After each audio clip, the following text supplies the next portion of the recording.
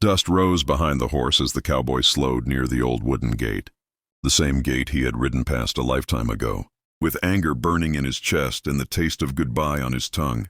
The land stretched wide before him, golden and dry, shaped by years of sun and struggle, and for a moment he forgot why he had returned at all. His father's land, that was the reason he told himself. The only reason that mattered. After his father's death, the papers had surfaced. The truth buried under years of silence. The land was his by right.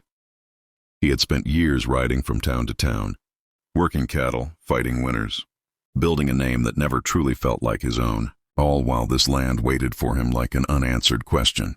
The house still stood, weathered but proud, and memories came rushing in without permission. His father's deep voice, the smell of coffee at dawn, the sound of laughter that once filled these fields. But beneath all of it was another memory he had tried hardest to bury, one that made his grip tighten on the reins. She lived here now. The widow, the woman who had once been the center of his world, before fate and fear tore them apart.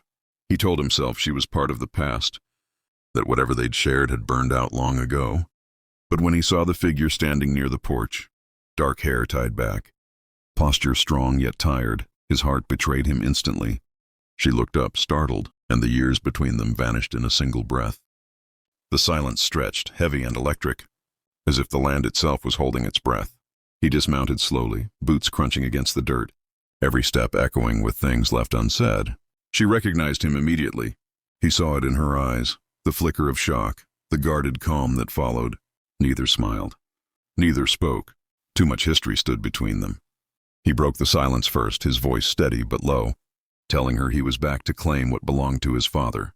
Her jaw tightened, not in anger, but in something closer to pain.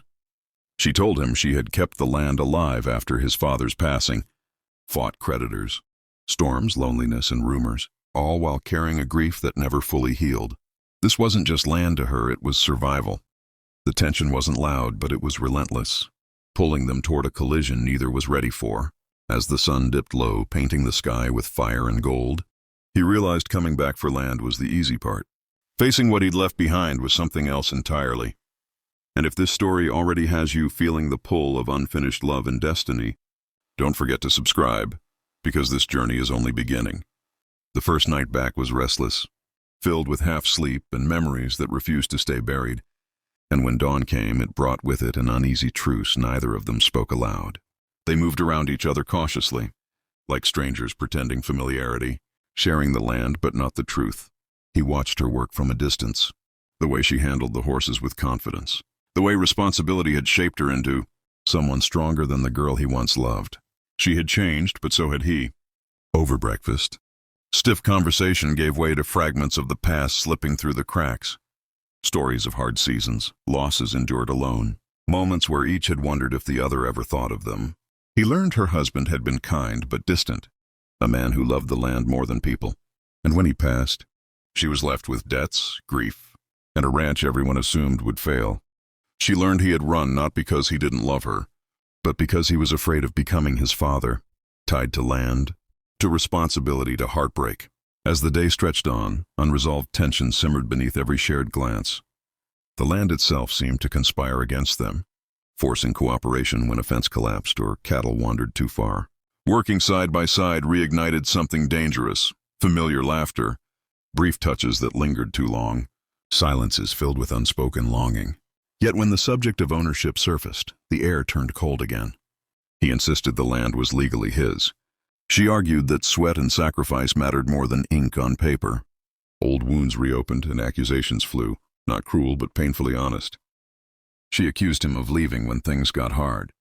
He accused her of building a life that erased him. The argument ended with both retreating wounded pride masking deeper hurt. That night, under a sky heavy with stars, he realized the land wasn't the only thing he wanted back. It was the future he had once walked away from. But wanting wasn't enough. Love had consequences now, and both of them had too much to lose. If you're drawn into stories where love collides with pride, and fate tests the heart, make sure you subscribe, because the hardest choices are still ahead. Trouble came the way it always did, unexpected and unforgiving. A powerful storm rolled in, tearing through fences and flooding the lower fields, threatening to destroy everything she had fought to protect. Without hesitation, he stepped in, working through the night beside her. Hands blistered, muscles aching, driven by something deeper than obligation. In the chaos, walls fell, emotional ones. Under pounding rain and flickering lantern light, truths finally surfaced. He admitted he had left because he loved her too much to risk failing her. She confessed she had waited longer than she ever admitted, hoping he would come back before life forced her to move on. The storm became a mirror of everything they had survived separately, and everything they could still lose together.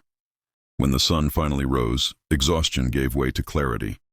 He saw the land not as an inheritance, but as a shared history, soaked in sacrifice and love. She saw him not as the boy who ran, but as the man who returned when it mattered most. But resolution wasn't immediate, because life rarely offers easy endings. Creditors arrived, legal papers followed, and the threat of losing the ranch altogether loomed larger than ever.